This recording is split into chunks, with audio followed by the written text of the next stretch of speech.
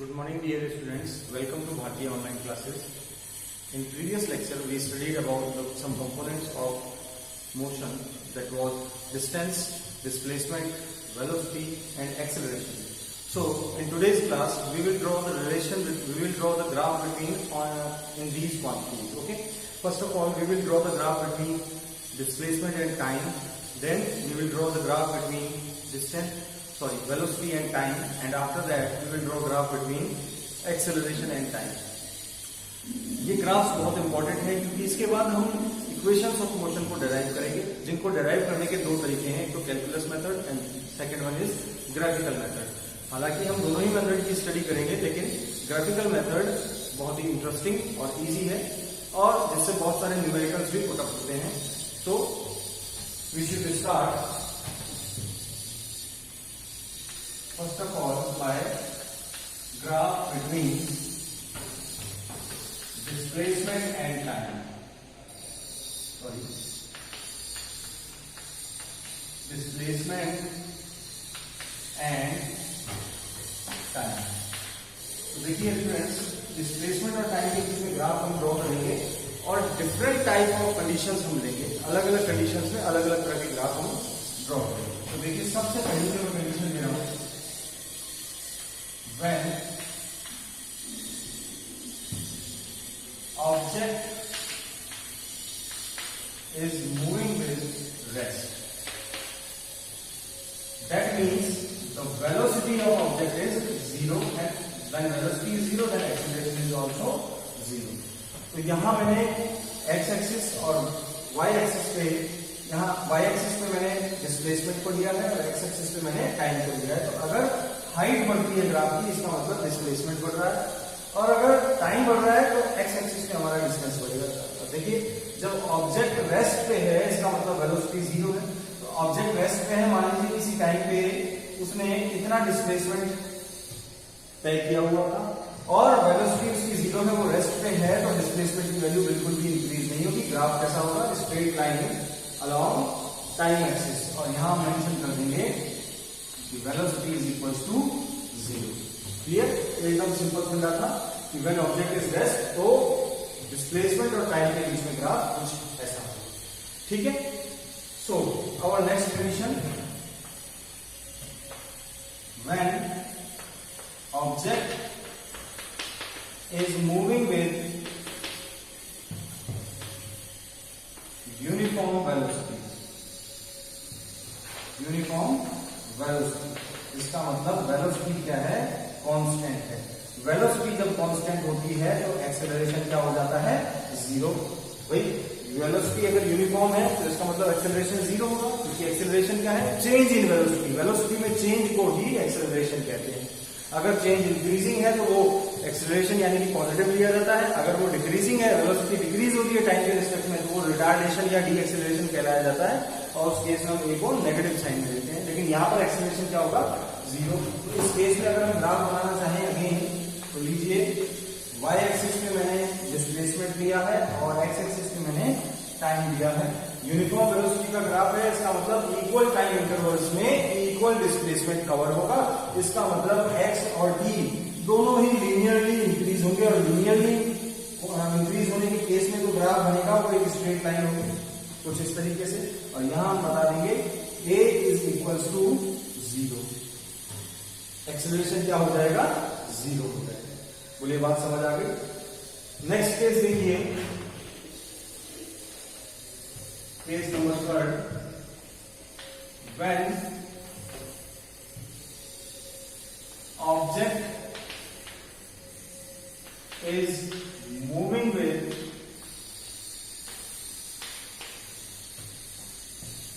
Non uniform velocity.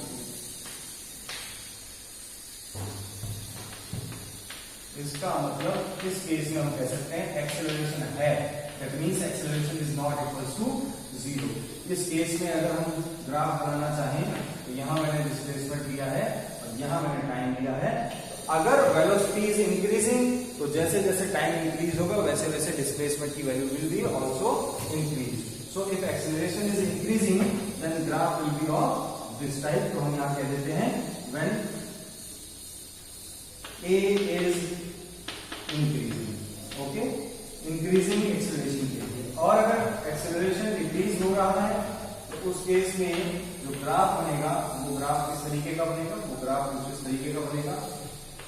X धीरे धीरे जैसे जैसे टाइम इंक्रीज होता जाएगा, वेलोसिटी डिक्रीज होती जा रही है, तो डिस्प्लेसमेंट भी डिक्रीज होता जाएगा। तो यहां से हम कह सकते हैं ये तीन कंडीशंस हैं।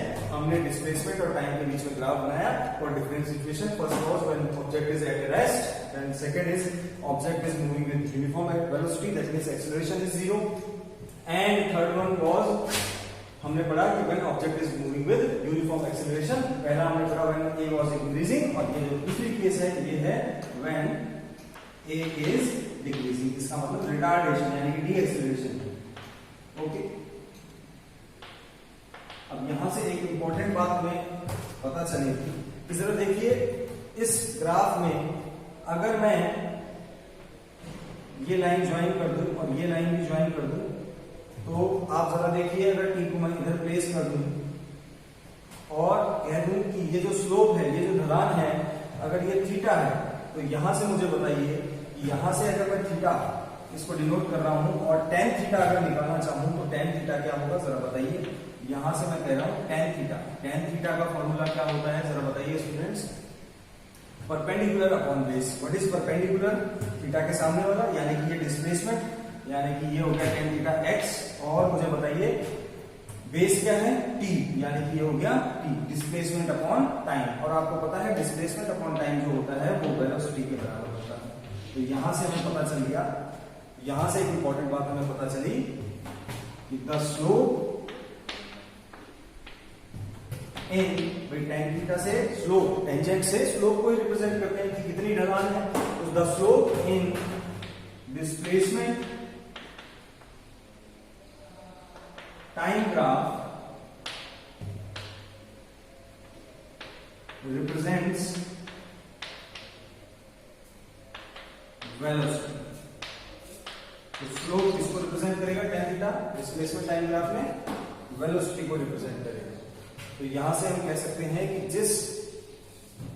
जिस ग्राफ में स्लोप ज्यादा होगा उसकी वेलोसिटी ज्यादा होगी। तो स्लोप किसका ज्यादा होगा, देखिए इसी में अगर मैं दो ग्राफ बना दूं, नंबर 1 एंड नंबर 2, जाहिर सी बात है जिसका थीटा ज्यादा उसका स्लोप भी ज्यादा।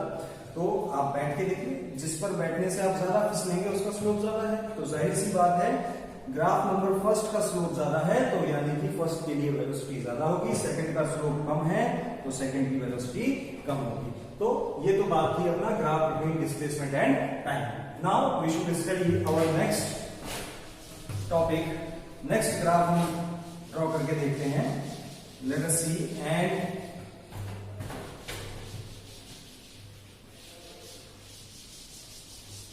नेक्स्ट ग्राफ हम ड्रॉ करेंगे वेलोसिटी एंड टाइम के बीच।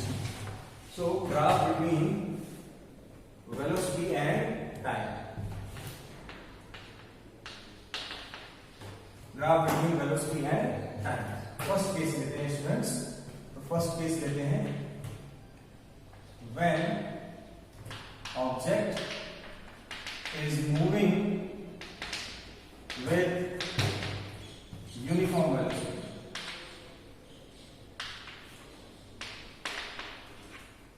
यूनिफॉर्म वेलोसिटी इसका मतलब है एक्सेलरेशन क्या है, 0। तो लीजिए y एक्सिस पे मैं वेलोसिटी को ले रहा हूं और x एक्सिस पे मैं टाइम को ले रहा हूं। अगर वेलोसिटी यूनिफॉर्म है इसका मतलब वेलोसिटी की वैल्यू चेंज नहीं हो रही है। तो यानी कि y एक्सिस पे जो भी वैल्यू मैं लूंगा उसकी वैल्यू चेंज नहीं होगी, और ग्राफ हमारा किस तरह का बन जाएगा, कुछ इस तरीके का।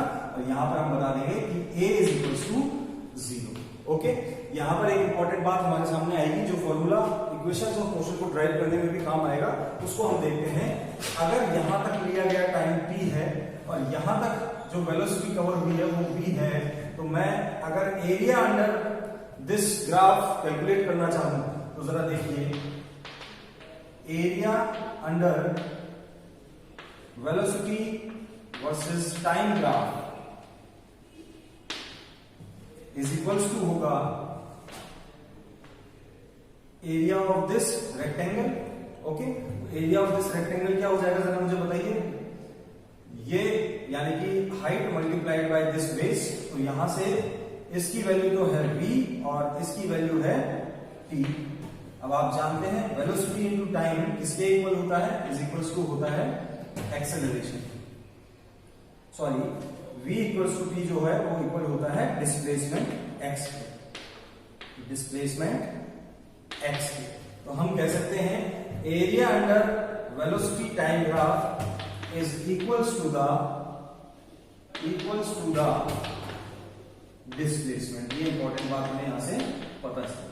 जैसे पिछले केस में हमें पता चला था डिस्प्लेसमेंट टाइम ग्राफ का जो स्लोप होता है वो वेलोसिटी को रिप्रेजेंट करता है, ठीक उसी तरीके से वेलोसिटी टाइम ग्राफ में जो एरिया होता है वो डिस्प्लेसमेंट के इक्वल होता है। चलिए नेक्स्ट केस देखते हैं। What is next case?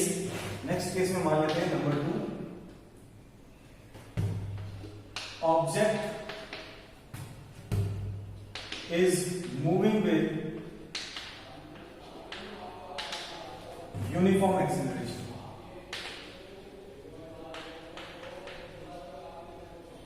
Object uniform acceleration से मूव कर रहा है, इसका मतलब a is not equal to 0। तो इक्वल टाइम इंटरवल्स में जो स्पीड में चेंज हो रहा है वो इक्वल अमाउंट में हो रहा है। तो लीजिए अगेन हम ग्राफ ड्रॉ करते हैं और यहाँ पर टाइम मैंने ले लिया, यहाँ वेलोसिटी ले ली। इसका मतलब जितना टाइम इंक्रीज होगा उतना ही वेलोसिटी में भी टाइम के साथ इंक्रीज होगा। तो ग्राफ जो बनेगा will be straight line. Okay, दोनों लीनियर रिलेशन शो करेंगे। और यहां से जरा देखिए, अगर मैं कह दूं कि a is not equal to 0 और अगर ये थीटा है और ये लाइन से अगर मैं ज्वाइन कर दूं तो जरा देखते हैं यहां से tan थीटा इक्वल टू क्या आता है। यहां से tan theta is equal to हो जाएगा perpendicular upon base. Perpendicular is velocity and base is time. तो tan theta is equal to velocity upon time which is equal to acceleration. तो यहां से पता चल गया कि tan theta is equal to acceleration. तो हम कह सकते हैं in velocity time graph, in velocity time graph slope represents value of acceleration, यानी कि जिस ग्राफ में वेलोसिटी टाइम ग्राफ में स्लोप ज्यादा होगा उस वेलोसिटी टाइम ग्राफ का एक्सेलरेशन भी ज्यादा होगा। तो यहीं पर अगर केस बना लिए नंबर 1 और ये अगर बना लूं मैं नंबर 2, तो बताइए कौन से ग्राफ के लिए एक्सेलरेशन ज्यादा होगा? जिसका स्लोप ज्यादा होगा। जाहिर सी बात है जिसके लिए थीटा ज्यादा होगा उसका स्लोप भी ज्यादा होगा। या आप चेक कर सकते हैं कि इसकी ढलान है, इस पर नंबर 2 पर आप बैठेंगे तब ज्यादा फिसलेंगे, स्लाइड करेंगे, या नंबर 1 पे बैठने से आप स्लाइड करेंगे ज्यादा। नंबर 2 का स्लोप ज्यादा है तो एक्सेलरेशन नंबर 2 का ज्यादा होगा। तो अभी तक कुछ इंपॉर्टेंट बातें हमारे सामने आई कि जब हम डिस्प्लेसमेंट टाइम ग्राफ का स्लोप देखते हैं तो वो वेलोसिटी को बताता है, लेकिन वेलोसिटी टाइम ग्राफ का जो स्लोप है वो एक्सेलरेशन को रिप्रेजेंट करता है। And area covered in velocity time graph displacement को रिप्रेजेंट करता है। चलिए नेक्स्ट देखते हैं नंबर 3। यहां पर नंबर 3 इज अगर object is moving with non uniform acceleration. Number 3 is object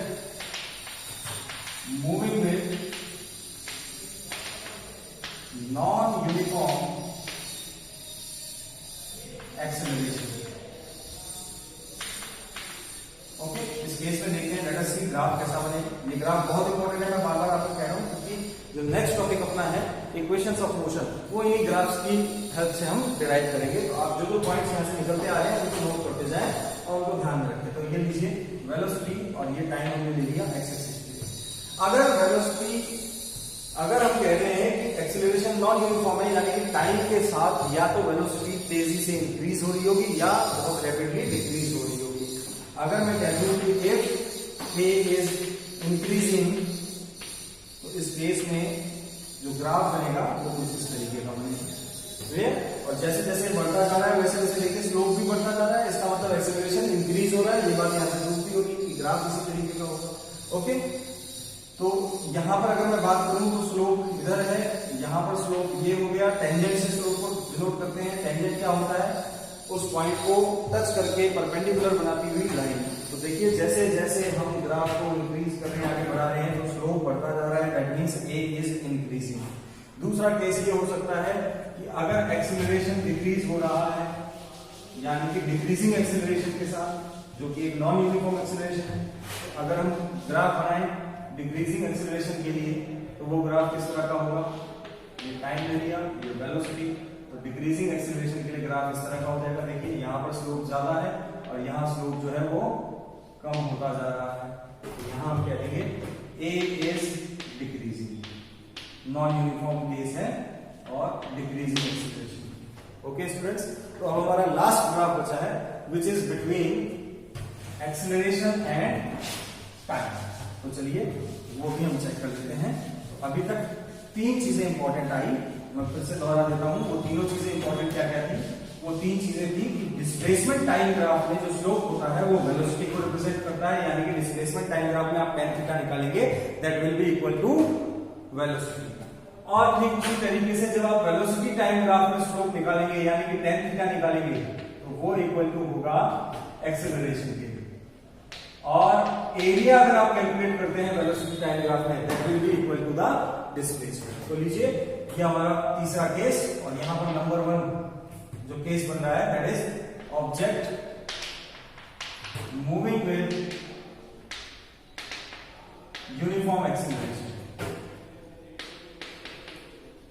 अगर ऑब्जेक्ट यूनिफॉर्म एक्सेलरेशन के साथ इंक्रीज हो रहा है, आगे मोशन कर रहा है, तो ग्राफ हमें बनाना है टाइम एंड एक्सेलरेशन के साथ। तो ग्राफ बनेगा straight line along Y axis and X axis. Clear?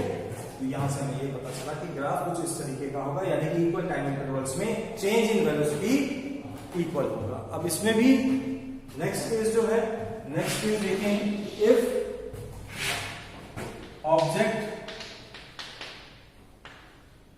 Moving with non uniform acceleration, इसके भी दो केस हो सकते हैं, इसके भी केस हो सकते हैं। माफ कीजिएगा ये ग्राफ कुछ इस तरीके से नहीं। तो हमारा जो केस है object moving with uniform acceleration, यानी कि एक्सेलरेशन में चेंज नहीं हो रहा है। इस केस में जो ग्राफ बनेगा वो टाइम एक्सिस के साथ पैरेलल लाइन होगी। Okay, straight line along time axis. Acceleration में चेंज नहीं हो रहा, दैट मींस यूनिफॉर्म एक्सेलरेशन हो गया। ओके, और अगर एक्सेलरेशन नॉन यूनिफॉर्म है यानी कि इंक्रीज होता जा रहा है टाइम के साथ, इसमें बहुत सारे तरह के ग्राफ बनाए जा सकते हैं। जैसे कि टाइम है, ये एक्सेलरेशन है, तो ग्राफ ऐसा भी बन सकता है कि टाइम के रिस्पेक्ट में एक्सेलरेशन इंक्रीज होता जा रहा है यूनिफॉर्मली। ओके, या केस ऐसा भी बन सकता है कि टाइम के रिस्पेक्ट में जो आपका एक्सेलरेशन है वो तेजी से इंक्रीज हो रहा है, या केस ऐसा भी बन सकता है कि टाइम के रिस्पेक्ट में जो आपका एक्सेलरेशन है वो डिक्रीज हो रहा है, यानी कि नॉन यूनिफॉर्म है। ठीक है स्टूडेंट्स, तो अगर यूनिफॉर्म एक्सेलरेशन है यानी कि एक्सेलरेशन कांस्टेंट है, चेंज नहीं हो रहा है, तो ग्राफ इस तरह का बन जाएगा। और अगर नॉन यूनिफॉर्म है, चेंज हो रहा है, तो ग्राफ ऐसा भी हो सकता है, लीनियरली इंक्रीज हो रहा है, या हो सकता है रैपिडली इंक्रीज हो रहा है, या हो सकता है रैपिडली डिक्रीज हो रहा है। तो ये हमने displacement time, velocity time and acceleration time के बीच में ग्राफ की स्टडी। आप इसमें जो इंपॉर्टेंट 3-4 बातें आई हैं उनको ध्यान रखिए। नेक्स्ट क्लास में we will derive the equation of motion for uniform accelerated motion. Till then, thank you very much, have a nice day.